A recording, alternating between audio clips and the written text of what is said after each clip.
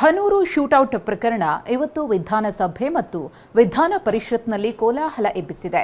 ಮೂವರ ಸಾವಿನ ಬಗ್ಗೆ ಸರ್ಕಾರದ ಉತ್ತರಕ್ಕೆ ವಿಪಕ್ಷಗಳು ಪಟ್ಟು ಹಿಡಿದರೆ ಸಚಿವರು ಸದನದಲ್ಲೇ ಸ್ಪಷ್ಟನೆ ನೀಡಿದ್ರು. ಕಲಾಪ ಆರಂಭವಾಗ್ತಾ ಇದ್ದಂತೆ ಶೂಟೌಟ್ಗೆ ಸಂಬಂಧಪಟ್ಟಂತೆ ಆರೋಪ ಪ್ರತ್ಯಾರೋಪ ಗಲಾಟೆಯೇ ನಡೆದು ಹೋಯಿತು. ಗಲಾಟೆ ಇಂದು ವಿಧಾನಸಭೆ ವಿಧಾನ ಪರಿಷತ್ ಕಲಾಪ ಶುರುವಾಗುತ್ತಲೇ ಆರಂಭವಾದ ಈ ಗದ್ದಲಕ್ಕೆ ಕಾರಣ ಚಾಮರಾಜನಗರದ ಹನೂರು ಕಾಡಿನಲ್ಲಿ ನಡೆದಿದ್ದ ಶೂಟೌಟ್. ಆಗಸ್ಟ್ 15ರಂದು ಅಂದ್ರೆ ಸ್ವಾತಂತ್ರ್ಯ ದಿನಾಚರಣೆಯಂದು ಬೆಳಗಿನ ಜಾವ ಚಾಮರಾಜನಗರದ ಕಾಡಿನಲ್ಲಿ ಅರಣ್ಯ ಅಧಿಕಾರಿಗಳ ಬಂದೂಕಿನಿಂದ ಆರಿದ ಗುಂಡು ಮೂವರ ಎದೆ ಸೀಳಿತು. ಇಂದು ಇದೇ ಗುಂಡಿನ ಸದ್ದು ವಿಧಾನಸಭೆಯಲ್ಲಿ ಹಾಗೂ ವಿಧಾನ ಪರಿಷತ್ನಲ್ಲೂ ಮಾರ್ಧನಿಸಿದೆ. ಸದನದ ಒಳಗೂ ಹೊರಗೂ ಸರ್ಕಾರದ ವಿರುದ್ಧ ವಿಪಕ್ಷಗಳು ಮುಗಿಬಿದ್ದಿವೆ.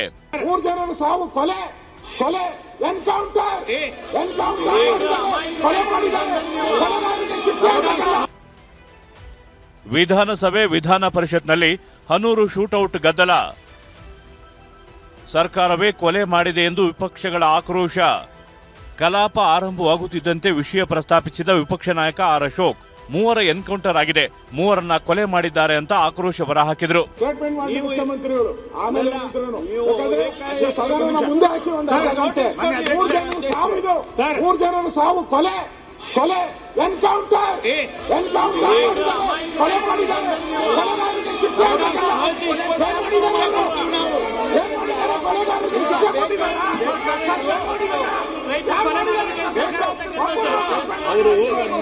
ಅಶೋಕ್ಗೆ ಉತ್ತರಿಸಿದ ಡಿಸಿಎಂ ಪರಮೇಶ್ವರ್ ನೋಟಿಸ್ ನೀಡಿ ಬಳಿಕ ಚರ್ಚೆಗೆ ಬನ್ನಿ ಅಂತ ಹೇಳಿದ್ರು. ಇದಕ್ಕೆ ಪ್ರತ್ಯುತ್ತರ ನೀಡಿದ ಶಾಸಕ ಸುನಿಲ್ ಕುಮಾರ್ ಸರ್ಕಾರವೇ ಸುಮೋಟೋ ಸ್ಟೇಟ್ಮೆಂಟ್ ಕೊಡಬೇಕು ಅಂತ ಕೌಂಟರ್ ಕೊಟ್ರು.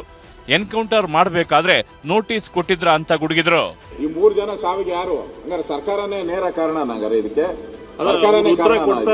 ತಮಿಳುನಾಡು ಸಿಎಂ ಮಾತಾಡ್ತಾರೆ ಇದ್ರ ಬಗ್ಗೆ ಅಂತ ಹೇಳಿದ್ರೆ ಇದೆಲ್ಲ ನೀವು ರಾಜ್ಯದ ವಿಚಾರ ಅಲ್ಲ, ರಾಜ್ಯಗಳ ವಿಚಾರ ಸಚಿವರು ಬಂದು ಸ್ಟೇಟ್ಮೆಂಟ್ ಮಾಡಿ, ಮುಖ್ಯಮಂತ್ರಿಗಳು ಸ್ಟೇಟ್ಮೆಂಟ್ ಮಾಡಿ ಯಾವ ಕಾರಣಕ್ಕೆ ಎನ್ಕೌಂಟರ್ ಆಯ್ತು ಅಂತ ಹೇಳಿ ಸದನ ಗೊತ್ತಾಗ್ಬೇಕಲ್ಲ. ಸದನ ಗೊತ್ತಾಗಲಿದ್ರೆ ಹೆಂಗಾಗುತ್ತೆ? ಬಳಿಕ ಸರ್ಕಾರದ ವಿರುದ್ಧ ಆಕ್ರೋಶ ಭರಿತವಾಗಿ ಮಾತನಾಡಿದ ವಿಪಕ್ಷ ನಾಯಕ ಆರ್ ಅಶೋಕ್, ಇದು ಸರ್ಕಾರ ಮಾಡಿರುವ ಕೊಲೆ ಅಂತ ಅಬ್ಬರಿಸಿದ್ರು. ಪಾರ್ಟ್ನರ್ ಹೇಳಿದ್ದಾರೆ ತಮಿಳರಿಗೆ ನ್ಯಾಯ ಇಲ್ಲ ಕರ್ನಾಟಕದಲ್ಲಿ ಅಂತ ಹೇಳ್ತಾರೆ. ಲಕ್ಷಾಂತರ ಜನ ತಮಿಳರು ವಾಸ ಮಾಡ್ತಾ ಇದ್ದಾರೆ ಕರ್ನಾಟಕದಲ್ಲಿ. ಅವ್ರಿಗೆಲ್ಲ ಏನು ಉತ್ತರ ಕೊಡ್ತೀರಾ ನೀವು? ಬೇಜವಾಬ್ದಾರಿ ಸರ್ಕಾರ ಅಲ್ವಾ ಇದು? ನೋ ಸ್ಟೇಟ್ಮೆಂಟ್ ಮಾಡೋ ಮುಖ್ಯಮಂತ್ರಿ ಬಂದು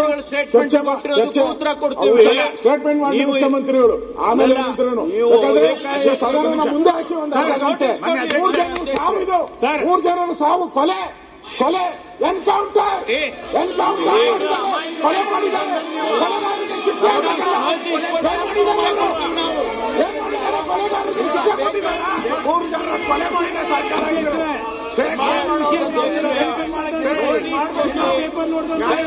ಇಷ್ಟೇ ಅಲ್ಲ, ಹನೂರು ಕಾಡಿನಲ್ಲಿ ನಡೆದ ಶೂಟೌಟ್ ಬಗ್ಗೆ Tamil Nadu CM Joseph Vijay tweet ಮಾಡಿದ್ರು. ತಮಿಳರ ಹತ್ಯಾಕಾಂಡ ಆಗಿದೆ, ಕರ್ನಾಟಕದ ವಿವರಣೆ ಒಪ್ಪಲ್ಲ ಎಂದಿದ್ರು.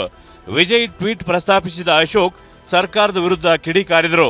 ಇದು ಬರೀ ಕರ್ನಾಟಕಕ್ಕೆ ಸಂಬಂಧ ಸೀಮಿತ ಆಗಿಲ್ಲ, ಈಗ ತಮಿಳುನಾಡಿಗೆ ಹೋಗಿದೆ. ಅಲ್ಲಿನ ಮುಖ್ಯಮಂತ್ರಿ ನಮ್ಮ ರಾಜ್ಯದ ಬಗ್ಗೆ ಅವಹೇಳನಕಾರಿ ಮಾತು ಆಡಿದ್ದಾರೆ, ಖಂಡನೀಯ ಅಂತ ಹೇಳಿದ್ದಾರೆ. ಕರ್ನಾಟಕ ಸರ್ಕಾರನ ಖಂಡನೀಯ ಅಂತ ಹೇಳಿದ್ದಾರೆ. ಇಷ್ಟು ಹೇಳಿದ ಮೇಲೂ ಈ ಸರ್ಕಾರಕ್ಕೆ ಸ್ಟೇಟ್ಮೆಂಟ್ ಮಾಡಬೇಕು ಅಂತ ಜ್ಞಾನ ಇಲ್ಲಲ್ಲ. ಈ ಗದ್ದಲದ ಬಳಿಕ ಪ್ರಕರಣದ ಬಗ್ಗೆ ಅರಣ್ಯ ಸಚಿವ ರಾಮಲಿಂಗಾರೆಡ್ಡಿ ವಿವರಣೆ ನೀಡಿದ್ರು.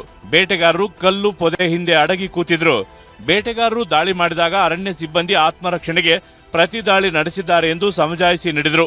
ಒಟ್ಟು ಅರಣ್ಯ ಪ್ರದೇಶದಲ್ಲಿ ಕಲ್ಲು ಬಂಡೆಗಳು ಮತ್ತು ಪೊದೆಗಳ ಮರೆಯಲ್ಲಿ ಅವಿತಿದ್ದ ಬೇಟೆಗಾರರು ಅರಣ್ಯ ಸಿಬ್ಬಂದಿಯನ್ನು ನೋಡಿ ಆಕ್ರಮಣ ನಾಡಬಹುದುಕಿನಿಂದ ಗುಂಡಿನ ದಾಳಿ ನಡೆಸಲು ಮುಂದಾಗಿದ್ದು, ಗುಂಡಿನ ಕಿಡಿಯು ಬೆಳಕು ಸಿಬ್ಬಂದಿಗೆ ಗೋಚರವಾಗಿರುತ್ತದೆ. ನಂತರ ಇಲಾಖೆ ಸಿಬ್ಬಂದಿಗಳು ಸದರಿ ಬೇಟೆಗಾರರಿಗೆ ಶರಣಾಗುವಂತೆ ಮನವೊಲಿಸಲು ಪ್ರಯತ್ನಿಸಿದಾಗಿಯೂ ಸಹ ದಾಳಿ ಮಾಡಲು ಮುಂದಾಗದ ಹಿನ್ನೆಲೆಯಲ್ಲಿ ಇಲಾಖಾ ಸಿಬ್ಬಂದಿಗಳು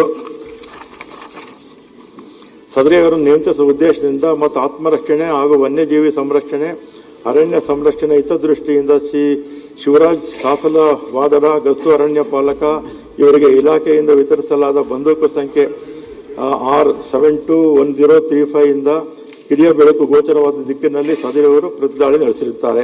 ಸಂದರ್ಭದಲ್ಲಿ ಇಲಾಖಾ ಸಿಬ್ಬಂದಿಗಳಿಗೆ ಸದರಿ ಬೇಟೆಗಾರರು ಅಸ್ಪಷ್ಟವಾಗಿ ಗೋಚರಿಸಿರುವುದರಿಂದ ಸಿಬ್ಬಂದಿಗಳು ಆತ್ಮರಕ್ಷಣೆಗಾಗಿ ಪ್ರತಿದಾಳಿ ನಡೆಸಿದಾಗ ಬೇಟೆಗಾರರಿಗೆ ಸೊಂಟದಿಂದ ಮೇಲ್ಭಾಗದಲ್ಲಿ ಗುಂಡೇಟು ತಗುಲಿದ್ದು ಸಿಬ್ಬಂದಿಗಳು ಯಾವುದೇ ದುರುದ್ದೇಶದಿಂದ ಸದರಿ ಕ್ರಮವನ್ನು ಕೈಗೊಂಡಿರುವುದಿಲ್ಲ. ಸಿಬ್ಬಂದಿಗಳು ಟಾರ್ಚ್ ಬೆಳಕಿನಿಂದ ಪರಿಶೀಲಿಸಿ ನೋಡಲಾಗಿ ಓರ್ವ ಬೇಟೆಗಾರ ಸದರಿ ಸ್ಥಳದಿಂದ ಓಡುತ್ತಿರುವುದು ಕಂಡುಬಂದಿದ್ದು 3 ಜನ ಬೇಟೆಗಾರರು ನೆಲದ ಮೇಲೆ ನೆರಳುತ್ತಾ ಒದ್ದಾಡುತ್ತಿರುವುದು ಕಂಡುಬಂದಿರುತ್ತದೆ. ಈ ಹಿನ್ನೆಲೆಯಲ್ಲಿ ಸಿಬ್ಬಂದಿಗಳು ಮಾನವೀಯತೆಯ ದೃಷ್ಟಿಕೋನದಿಂದ ಮತ್ತು ಅವರ ಜೀವ ರಕ್ಷಣೆಗಾಗಿ ಸದರಿ ಬೇಟೆಗಾರರನ್ನು ಹನೂರಿನ ಪ್ರಾಥಮಿಕ ಆರೋಗ್ಯ ಕೇಂದ್ರದಲ್ಲಿ ವೈದ್ಯರು ಲಭ್ಯವಿಲ್ಲವೆಂದು ಪೊಲೀಸ್ ಇಲಾಖೆ ಸಿಬ್ಬಂದಿಗಳು ತಿಳಿಸಿದ ಮೇರೆಗೆ ಕೊಳ್ಳೇಗಾಲ ಉಪ ವಿಭಾಗ ಆಸ್ಪತ್ರೆಗೆ ಕರೆದೊಯ್ಯಲಾಗಿ ಸದರಿ ಮೃತದೇಹಗಳನ್ನು ಪೊಲೀಸ್ ಇಲಾಖೆಯವರು ನಿಯಮಾನುಸಾರ ವಶಕ್ಕೆ ಪಡೆದಿದ್ದು ಮುಂದಿನ ಕ್ರಮಕ್ಕಾಗಿ ಮೈಸೂರಿನ ಕೆಆರ್ ಆಸ್ಪತ್ರೆ ಶವಾಗಾರಕ್ಕೆ ಕೊಂಡೊಯ್ದಿರುತ್ತಾರೆ.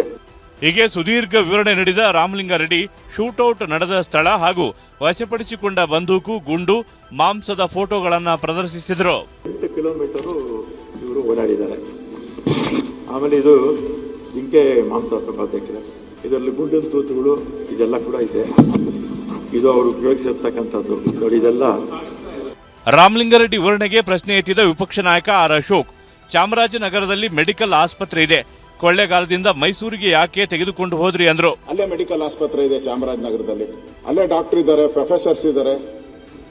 ಮೈಸೂರಿಗೆ ಯಾಕೆ ತಗೊಂಡು ಹೋದ್ರಿ?